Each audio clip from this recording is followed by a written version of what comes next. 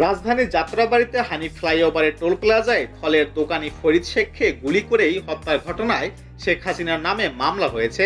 এই মামলায় আরও আসামি করা হয়েছে শেখ হাসিনার বোন শেখ রেহেনা, তার ছেলে সজীব ওয়াজেদ জয়, মেয়ে সাইমা ওয়াজেদ পুতুল সহ 21 জনকে। এছাড়াও অজ্ঞাত পরিচয়ে 250 জনকে আসামি করা হয়েছে। নিহত যুবক ফরিদ শেখের বাবা সুলতান মিয়া বাদী হয়ে মঙ্গলবার ঢাকার মেট্রোপলিটন ম্যাজিস্ট্রেটে শাকিল আহমেদের আদালতে মামলাটি করেন। পরে আদালতে বাদীর জবানবন্দি নেন। Police bureau of investigation PBI তদন্ত করে প্রতিবেদন দাখিলের নির্দেশ দিয়েছে আদালত। আগামী 1 অক্টোবর এর মধ্যেই তদন্ত প্রতিবেদন দাখিলের নির্দেশ দেওয়া হয়েছে।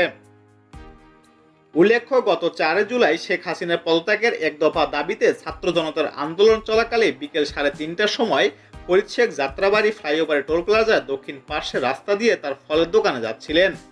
শেখ হাসিনার নির্দেশে গণহত্যা চালানোর সময় পুলিশের গুলির আঘাতে মারাত্মক জখম হয়ে রাস্তায় লুটিয়ে পড়েন তিনি।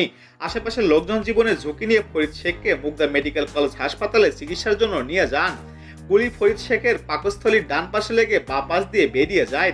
চিকিৎসাধীন অবস্থায় মুগদা হাসপাতালে ফরিদ শেখ 6 আগস্ট সকাল 11টা 45 মিনিটের দিকে মৃত্যুবরণ করেন বলে মামলার অভিযোগে উল্লেখ করা হয়েছে।